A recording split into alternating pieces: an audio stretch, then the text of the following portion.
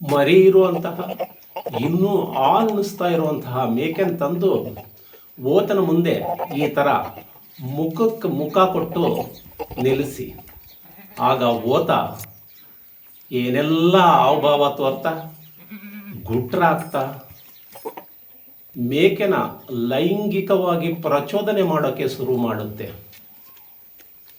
ಇದನ್ನೇ ಸೆಕ್ಸಿಯಲ್ ಆಕ್ಟಿವೇಶನ್ ಅನ್ಬೋದು.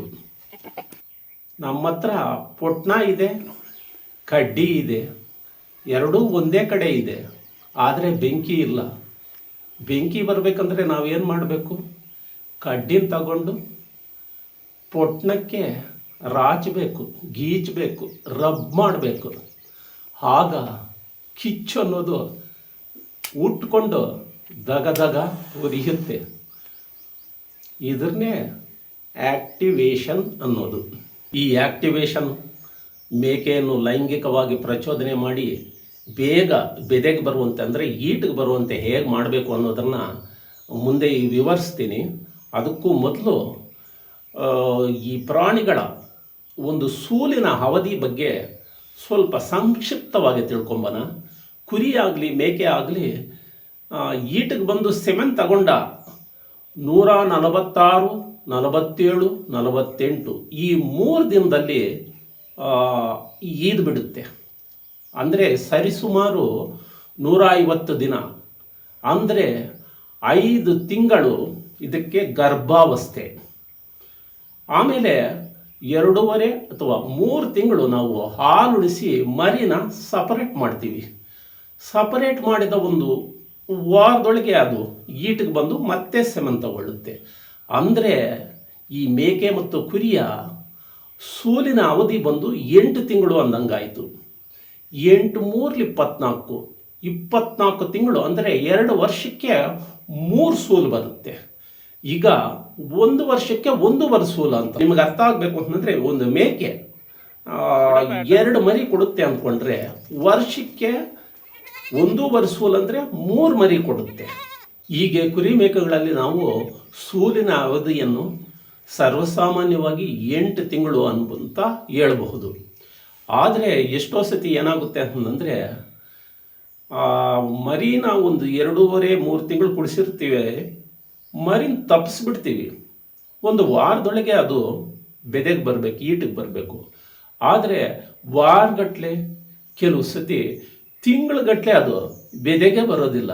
ಇದಕ್ಕೆ ಕಾರಣ ಏನು ಅಂತಂದರೆ, ಅಲ್ಲಿ ಸದಾ ಓತ ಇಲ್ಲದೇ ಇರೋದು ಒಂದಾದರೆ, ಓತ ಇದ್ದರೂ ಕೂಡ ಅದು ಲೈಂಗಿಕವಾಗಿ ಪ್ರಚೋದನೆ ಮಾಡದೇ ಇರೋದು, ಇದು ಆಗದೇ ಇರೋದು ಕೂಡ ಕಾರಣ ಆಗಿಬಿಡುತ್ತೆ. ಇದಕ್ಕೆ ಯಾವಾಗಲೂ ಒಂದೇ ಕಡೆ ಇರೋದರಿಂದ ಈ ಥರ ಲೈಂಗಿಕ ಪ್ರಚೋದನೆ ಹುಟ್ಟದೇ ಇರಬಹುದು. ಅಥವಾ ಈ ಮೇವಿನ ಕೊರತೆ ಇದ್ದಾಗ ಯಾವಾಗಲೂ ಈ ಮೇವುಗೋಸ್ಕರನ ಆಪಹಾಪಿಸೋದು, ಅದಕ್ಕೆ ಒದ್ದಾಡೋದೇ ಮುಖ್ಯ ಕಾರಣ ಆಗಿದ್ದಾಗ ಆ ಥರನೂ ಸಹ ಇದು ಈಟಿಗೆ ಬರದೇ ಇರ್ಬೋದು. ಇದು ಒಂದು ಬದಿ. ಇನ್ನೊಂದು ಬದಿ, ಈ ಕುರಿ ಮೇಕೆ ಮಂದಿಗಳು ಕಾಯುವಂಥವರೆಲ್ಲ ನಮ್ಮ ಕುರಿಗಳು, ನಮ್ಮ ಮೇಕೆಗಳು ವರ್ಷಕ್ಕೆ 2 ಸತಿ ಈಯುತ್ತೆ ಅಂತಂದು ಹೇಳ್ತಾರೆ. ಆದರೆ ಅದರಲ್ಲಿ ಅಂತಹ ನಿಖರವಾದ ಮಾಹಿತಿ ಅಲ್ಲ ಅದು. ಏಕೆ ಅಂತಂದರೆ, ಅವ್ರಿಗೇನು ಅಷ್ಟೊಂದು ಒಂದು ಡೇಟ್ ವೈಸ್, ಅಂದರೆ ತಾರೀಕು ವೈಸ್ ಅದು ಸೆಮೆನ್ ತಗೊಂಡಿರೋದು, ಹುಟ್ಟಿರೋದು, ಇವೆಲ್ಲ ಅವ್ರಿಗೇನು ಒಂದು ಅಂದಾಜೆ ಇರೋದಿಲ್ಲ. ಸುಮ್ಮನೆ ವರ್ಷಕ್ಕೆ 2 ಸತಿ ಈಯುತ್ತೆ ಅಂತಂದು ಹೇಳ್ತಾರೆ. ಹಾಗೆ ವರ್ಷಕ್ಕೆ 2 ಸತಿ ಮೇಕೆಗಳಾಗಲಿ ಕುರಿಗಳಾಗಲಿ ಪಕ್ಕ ಈಯೋದಿಲ್ಲ. ಅಪರೂಪಕ್ಕೆ ಒಂದು 5% ಕೆಲವು ವರ್ಷಕ್ಕೆ 2 ಸತಿ ಈಯೋವಿರ್ತವೆ. ಹೇಳ್ಬೇಕು ಅಂತಂದರೆ, ನನ್ನ ಹತ್ರನೇ ಒಂದು ಜಮನಾಪಾರಿ ಮೇಕೆ ಇತ್ತು. ಅದು ಈದ ಮೇಲೆ ನಾನು ನಿಖರವಾಗಿ ಲೆಕ್ಕಾಚಾರ ಹಾಕಿ ನೋಡಿದ್ದೀನಿ. ಈದ ಮೇಲೆ 27, 28, 29 ಈ ದಿವಸದೊಳಗೆ, ತಿಂಗಳೊಳಗೆ ಅದು ಸಹಜವಾಗಿ ಈಟಿಗೆ ಬಂದುಬಿಡ್ತಿತ್ತು. ನಾನು ಓದ್ತಾ ಇರ್ತಿತ್ತು, ಅದು ಸೆಮೆನ್ ತಗೊಂಡ್ಬಿಡ್ತಿತ್ತು.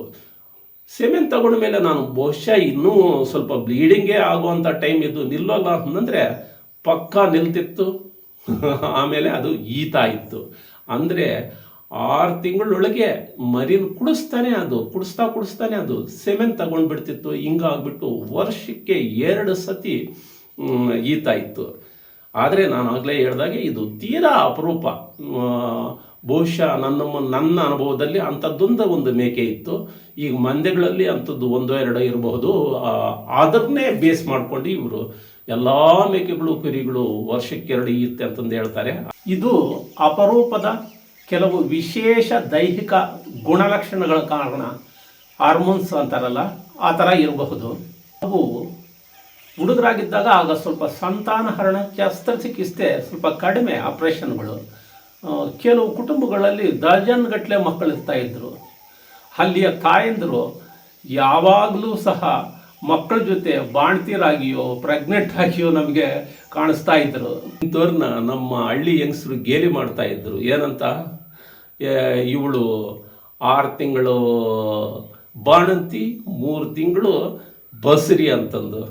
6 ತಿಂಗಳು ಬಾಣಂತಿ ಆಗಿದ್ದಾಗಲೇ 3 ತಿಂಗಳು ಬಸರಿ ಆಗಿರ್ತಾಳೆ ಅಂತಂದು ಈ ಥರ ಕುಹಕ ಆಡ್ತಿದ್ರು, ಗೇಲಿ ಮಾಡ್ತಿದ್ರು ಅವ್ರನ್ನ.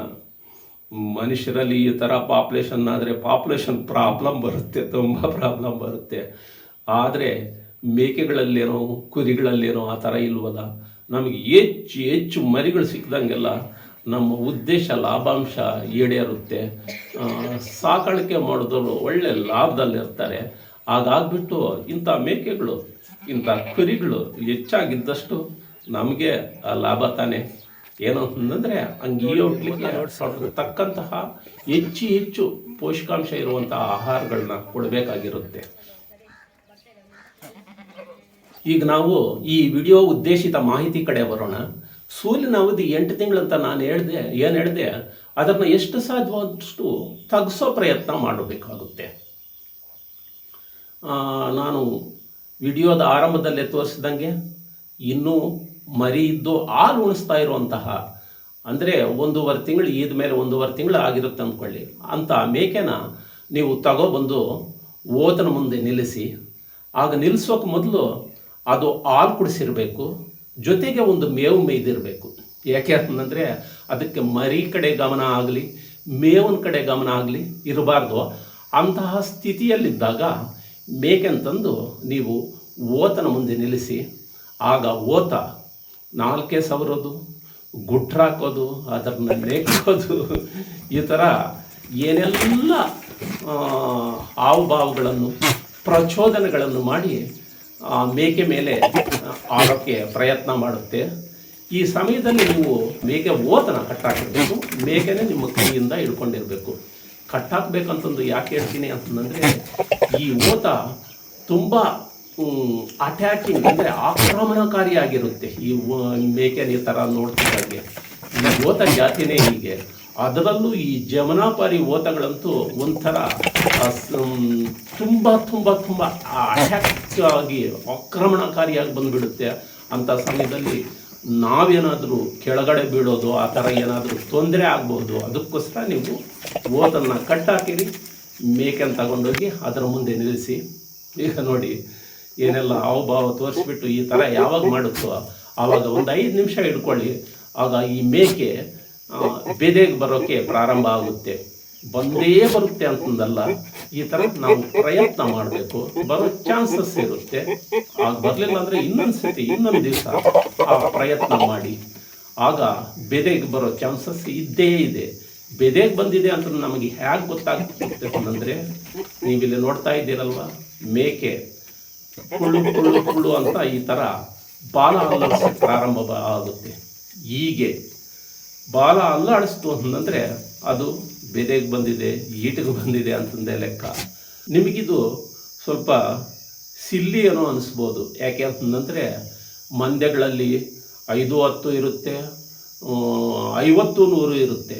ಪ್ರತಿಯೊಂದನ್ನು ಈ ಥರ ಹಿಡ್ಕೊಬಂದು ಓತ ಮುಂದೆ ನಿಲ್ಲಿಸೋಕ್ಕಾಗುತ್ತಾ ಅಂತಂದು ನಿಮಗೊಂದು ಪ್ರಶ್ನೆ ಬರ್ಬೋದು. ಅದು ಹಾಗಲ್ಲ.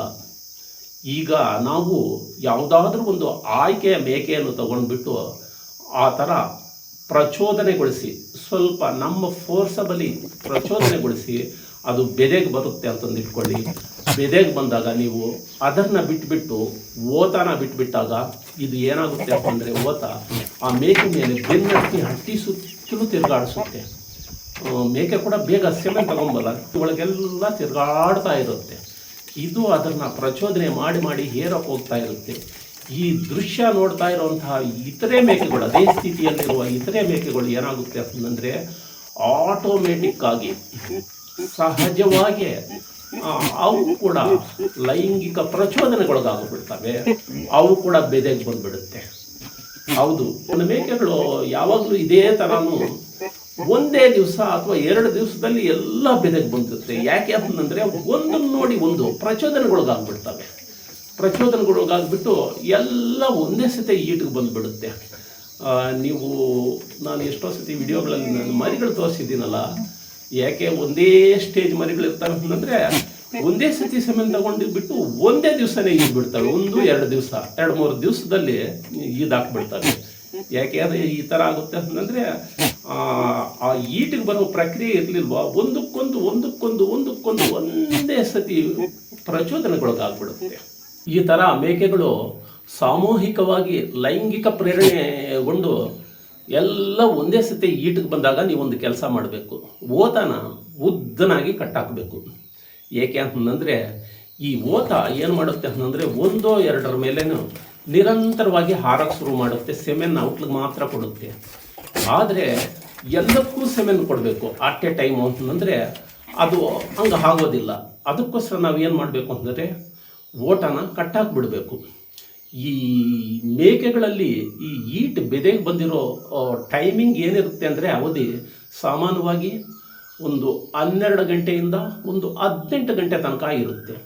ಆ ಸಮಯದಲ್ಲಿ ಅವಕ್ಕೆ ಸೆಮೆನ್ ಕೊಡಲಿಲ್ಲ ಅಂತಂದರೆ ಮತ್ತೆ ವಾರ 10 ದಿವಸ ಅವು ಪ್ರೇರಣೆಗೊಳಗಾಗಿ ಈಟಿಗೆ ಬರೋ ತನಕ ಕಾಯಬೇಕಾಗುತ್ತೆ. ಅದರಲ್ಲಿಂದ ನಾವು ಅಟ್ಟಿಯಲ್ಲಿರುವ ಎಲ್ಲಕ್ಕೂ 1-2 ಸತಿ ಸೆಮೆನ್ ಕೊಡಬೇಕು ಅಂತಂದರೆ ನಾವು ಈ ಓತ 1 ಅಥವಾ 2 ಮೇಲೆ ಬೆನ್ನು ಬಿದ್ದಿರುತ್ತಲ್ಲ, ಅದನ್ನು ತಪ್ಪಿಸೋಕ್ಕೆ ನಾವು ಏನು ಮಾಡಬೇಕು ಅಂತಂದರೆ ಓತರನ್ನ ಕಟ್ಟಾಕಬೇಕು. ಅದನ್ನು ಸ್ವಲ್ಪ ಉದ್ದನಾಗಿ ಕಟ್ಟಾಕಬೇಕು. ಕಟ್ಟಾಕ್ಬಿಟ್ಟು ಒಂದೊಂದು ಮೇಕೆಗೆ ಸೆಮೆನ್ ಕೊಡಿಸ್ಬೇಕು. 2 ಸತಿ ಸೆಮೆನ್ ಕೊಡಿಸಿದ್ರೆ ಸಾಕು. ಈಗ ಮಾಡೋವಾಗ ಓತ ತುಂಬ ಸುಸ್ತಾಗುತ್ತೆ.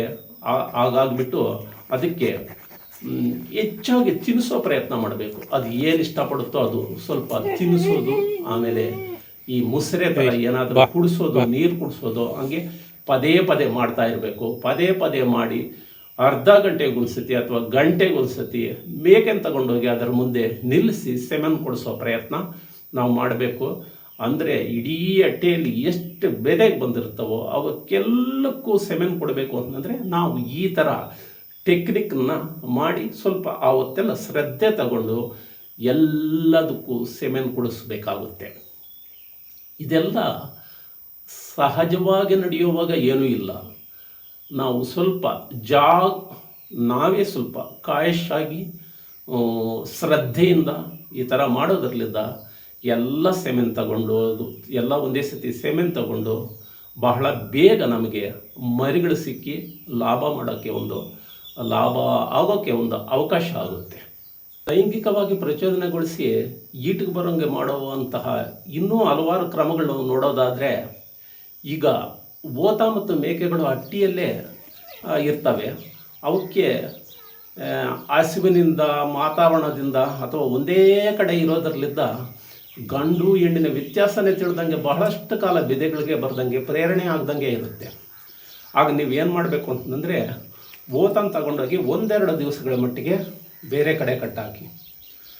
ಹಾಗೇನು ಕೆಲವು ಸತಿ ಓತ ಕಾಣಂಗೆ ದೂರದಲ್ಲಿ ಕಟ್ಟಾಕಿ. ಆವಾಗ ಇವು ಹಚ್ಕೊಳ್ತಿರ್ತವೆ, ಅವು ಹಚ್ಕೊಳ್ತಿರ್ತವೆ, ಏನು ಹಿಂಗೆ ಬೇರೆ ಆದಿವೆ ಅನ್ನೋ ಥರ. ಈ ಥರ ಮಾಡಿ ಆಮೇಲೆ ತಂದು ನೀವು ಅಟ್ಟಿಯಲ್ಲಿ ಬಿಟ್ಬಿಡಿ. ಆಗ ಇದ್ದಕ್ಕಿದ್ದಂಗೆ ಪ್ರೇರಣೆ ಆಗುವಂತಹ, ಲೈಂಗಿಕ ಪ್ರೇರಣೆ ಹುಟ್ಟುವಂತಹ ಸಂದರ್ಭಗಳು ಸೃಷ್ಟಿಯಾಗುತ್ತೆ. ಈಗ ಗಂಡ ಹೆಂಡತಿ ಒಂದೇ ಕಡೆನೇ ಇರ್ತಾರೆ, ವಾರಗಟ್ಲೇನು ಅವ್ರಿಗೇನು ಲೈಂಗಿಕ ಬಯಕೆಗಳೇ ಹುಟ್ಟಿರೋದಿಲ್ಲ ಕೆಲಸಗಳಲ್ಲಿ, ತಾಪತ್ರಯಗಳಲ್ಲಿ. ಅದೇ 1-2 ದಿವಸದ ಮಟ್ಟಿಗೆ ಹೆಂಡತಿ ಆಗಲಿ ಗಂಡ ಆಗಲಿ ಬೇರೆ ಕಡೆ ಹೋಗಿ ಬಂದಾಗ ಆಗ ಲೈಂಗಿಕ ಬಯಕೆಗಳು ಹುಟ್ಟೋ ಅವಕಾಶಗಳು ಇರುತ್ತಲ್ವ. ಇದೇ ಮೆಂಟ್ಯಾಲಿಟಿನ, ಇದೇ ಸೈಕಾಲಜಿನ ನಾವಿಲ್ಲಿ ಅಪ್ಲೈ ಮಾಡೋಣ. ಈ ಥರ ಮಾಡಿದಾಗ ಕೂಡ ನಿಜವಾಗ್ಲೂ ಬೆದೆಗೆ ಬಂದಿರೋದನ್ನ ನಾನು ಈ ಥರ ಟೆಕ್ನಿಕ್ಕೆಲ್ಲ ಮಾಡಿದ್ದೀನಿ. ಇನ್ನೂ ಕೆಲವು ಸತಿ ಏನಾಗುತ್ತೆ ಅಂತಂದರೆ, ಈ ಅಟ್ಟಿಯಲ್ಲೇ ಮಣಕಗಳು ಬೆಳೆದಿರ್ತವೆ, ಔಟ್ಲಿಗೆ ಪ್ರಾಪ್ತ ವಯಸ್ಕ ಬಂದರೂ ಕೂಡ ಅವು ಬೆದೆಗೆ ಬರೋದೇ ಇಲ್ಲ. ವರ್ಷ ಮೇಲಾದರೂ ಕೂಡ ಬರೋದಿಲ್ಲ. ಅಟ್ಟಿಯಲ್ಲಿ ಓತಾನೂ ಇರುತ್ತೆ. ಯಾಕೆ ಹಿಂಗಾಗುತ್ತೆ ಅಂತಂದರೆ, ಆ ದೊಡ್ಡ ಓತಾನ ನೋಡಿಬಿಟ್ಟು ಈ ಅದರ ಹಾವಭಾವಗಳು, ಅದರ ಕಿರ್ಚಾಟಗಳು, ಆಕ್ರಮಣಕಾರಿತನ ನೋಡಿಬಿಟ್ಟು ಇವು ಭಯ ಬಿದ್ದಿರ್ತವೆ. ಹೀಗೆ ಭಯ ಅನ್ನೋದಿದ್ದಾಗ ಲೈಂಗಿಕ ಆಸೆ ಹುಟ್ಟೋಕ್ಕೆ ಸಾಧ್ಯ ಇಲ್ಲ. ಅದು ಹೆಣ್ಣಾಗಬಹುದು, ಗಂಡಾಗಬಹುದು. ಇನ್ನು ಯಾವುದೇ ಹೆಣ್ಣು ಜಾತಿ ಆಗಲಿ, ಅದು ಗಂಡನಂತೆ ನೋಟದಿಂದಲೇ ಲೈಂಗಿಕ ಪ್ರೇರಣೆ ಆಗೋದಿಲ್ಲ. ಸಂಪರ್ಕ ಮತ್ತು ಸ್ಪರ್ಶ ಬಹಳ ಮುಖ್ಯ ಆಗುತ್ತೆ. ಹೀಗಾಗಿ ನಾವು ಅಂತಹ ಒಂದು ಮಣಕಗಳನ್ನು ತಗೊಂಡೋಗಿ ಎಲ್ಲಾದರೂ ಒಂದು ಕಡೆ ಓತ ಮರಿಗಳಿರ್ತಾವೆ ನೋಡಿ, ಒಂದು 5-6 ತಿಂಗಳು ಓತ ಮರಿಗಳು, ಔಟ್ಲ ಸಂಪರ್ಕಕ್ಕೆ ಬಿಡಬೇಕು. ನೀವಿಲ್ಲಿ ನೋಡ್ತಾ ಇದ್ದೀರಲ್ವ, ಈ ಥರ ಬಿಟ್ಟಾಗ ಔಟ್ಲಿಗೆ ಭಯ ಇರೋದಿಲ್ಲ. ಆದರೆ ಕಡಿಮೆ ವಯಸ್ಸಿದ್ರು ಕೂಡ ಆ ಓತ ಮರಿಗಳು ತುಂಬ ಈ ಮಣಕಗಳು ನೋಡ್ತಿದ್ದಂಗೆ ಗುಟ್ರು ಹಾಕಿ ಔಟ್ಲ ಮೇಲೆ ಏರಕ್ಕೆ ಹೋಗುತ್ತೆ. ಹಾಗೆ ಈ ಥರ ಸರಸ ಪ್ರಾರಂಭ ಆಗಿ ಅವು ಅದೇ ಥರನೂ ಅಲ್ಲೇ ಬೆದೆಗೆ ಬರುವ ಅಂತಹ ಚಾನ್ಸಸ್ ಇರುತ್ತೆ. ಸ್ವಲ್ಪ ದೊಡ್ಡ ಮರಿಗಳ ಹತ್ರ ಆದರೂ ಬಿಡ್ಬೋದು. ಅದು ಸೆಮೆನ್ ತಗೋಬಿಡ್ದು ಅನ್ನಂಗಿದ್ರೆ ನೀವು ಅದರ ಈ ಹೊಟ್ಟೆ ಭಾಗದಲ್ಲಿ ಅದು ಏನು ಸೆಮೆನ್ ಕೊಡುತ್ತೋ ಆ ಭಾಗದಲ್ಲಿ ಒಂದು ಬಟ್ಟೆ ಕಟ್ಟಿ ಬೇಕಾದರೆ ಬಿಡ್ಬೋದು. ಯಾಕಂದರೆ ಅದರ ಸೆಮೆನ್ ಬೇಡ, ಈ ಓತದ ಹತ್ರನೇ ಬಿಡಿಸ್ಬೇಕು ಅಂತಂದು. ಈಗ ಮಾಡಬೇಕಂದಾಗ ನಾವು ಎಷ್ಟೋ ಸತಿ ಈ ನಾಟಿ ಮರಿಗಳು ಪುಟಾಣಿಯಾಗಿರ್ತವೆ, ಆದರೂ ಬಹಳಷ್ಟು ಅವು ಪ್ರೇರಣೆ ಕೊಡ್ತವೆ. ಅಂಥವ್ಟ್ಲ ಮಧ್ಯೆ ಸಹ ಬಿಟ್ಟು ಈ ಮಣಕಗಳು ಬೆದೆಗೆ ಬರೋಂಥ ಮಾಡಿಬಿಟ್ಟು, ಬೆದೆಗೆ ಬಂದಾದಮೇಲೆ ಮತ್ತೆ ನಮ್ಮ ಜಮನಾಪಾರಿ ಓತಗಳು ಈಗ ಏನಾದರೂ ಸುಧಾರಿತ ತಳಿಗಳಿರ್ತಾವೆ ಔಟ್ಲ ಹತ್ರ ತಂದು ಸೆಮೆನ್ಸ್ ಕೊಡಿಸ್ಬೋದು. ಅದೇ ಬೆದೆ ಹಂಗೆ ಇರುತ್ತೆ, ತಂದು ಇಲ್ಲಿ ಸೆಮೆನ್ ಕೊಡ್ಬೋದು. ಈ ಥರ ನಾನಾ ರೀತಿಯಲ್ಲಿ ನಾವು ಲೈಂಗಿಕವಾಗಿ ಮೇಕೆಗಳನ್ನು ಪ್ರಚೋದನೆಗೊಳಿಸಿ ಅವು 8 ತಿಂಗಳು ಅಥವಾ 9 ತಿಂಗಳು ಈ ಥರ ಕಾಯೋಕ್ಕೆ ಬದಲು ಸಾಧ್ಯವಾದಷ್ಟು 6 ತಿಂಗಳ ಮೇಲೆ 7-8 ತಿಂಗಳು ಅಂದರೆ ಮರಿ ಇನ್ನೂ ಇದ್ದಾಗಲೇ ಅವಕ್ಕೆ ಸೆಮೆನ್ ತಗೊಂಡ್ರೆ ಬಿಟ್ಟರೆ ನಮಗೆ ಹೆಚ್ಚು ಮರಿಗಳು ಸಿಗೋಕ್ಕೆ ಅನುಕೂಲ ಆಗುತ್ತೆ. ವಿಡಿಯೋದ ಕಾಮೆಂಟ್ಗಳನ್ನ ನಾನು ನೋಡ್ತಾ ಇರಬೇಕಾದ್ರೆ ಅಲ್ಲೊಬ್ಬ ನಮ್ಮ ಪ್ರೀತಿಯ ವೀಕ್ಷಕರು ನನ್ನ ಮೇಕೆ ಈಟಿಗೆ ಬರ್ತಾ ಇಲ್ಲ, ಏನಣ್ಣ ಇದರ ಸಮಸ್ಯೆ ಅಂತಂದು ಪ್ರಶ್ನೆ ಕೇಳಿದ್ದ. ಹಂಗಾಗ್ಬಿಟ್ಟು ಈ ಮಾಹಿತಿ ಕೊಡಬೇಕಾಯಿತು. ನಾವು ಯಾವುದೇ ರೀತಿಯ ಒಂದು ಲೈಂಗಿಕ ಮಾಹಿತಿ ಕೊಡುವಾಗ ಕೆಲವರು ನಾಚಿಕೆಯಿಂದ ಮುರಿಟುಕೊಳ್ತಾರೆ, ಇನ್ನು ಕೆಲವರು ಇದನ್ನು ವಲ್ಗ್ಯಾರಿಟಿ ಮಟ್ಟಕ್ಕೆ ತಗೊಂಡೋಗ್ತಾರೆ. ಇವೆರಡೂ ಕೂಡ ತಪ್ಪು. ನಾವು ವಿಚಾರವನ್ನು ಪೂರ್ಣ ಮಂಡಿಸ್ತಾ ಕೂಡ ಅದರಲ್ಲಿ ಒಂದು ಗಾಂಭೀರ್ಯತೆಯನ್ನು ತರಬೇಕಾಗುತ್ತೆ. ನಾನು ಈ ಮಾಹಿತಿ ಕೊಡ್ತಾ ಆ ಗಾಂಭೀರ್ಯತೆಯನ್ನು ಮರೆತಿಲ್ಲ ಅನ್ನೋದನ್ನು ನೀವು ಗಮನಿಸಿರ್ತೀರ, ಬುದ್ಧಿವಂತರಾದ ನೀವೆಲ್ಲ ವೀಕ್ಷಕರು. ಇಂಥದ್ದೇ ಒಂದು ಉಪಯುಕ್ತ ಮಾಹಿತಿಯೊಂದಿಗೆ ಮುಂದಿನ ವಿಡಿಯೋದಲ್ಲಿ ಭೇಟಿಯಾಗೋಣ. ನಮಸ್ಕಾರ.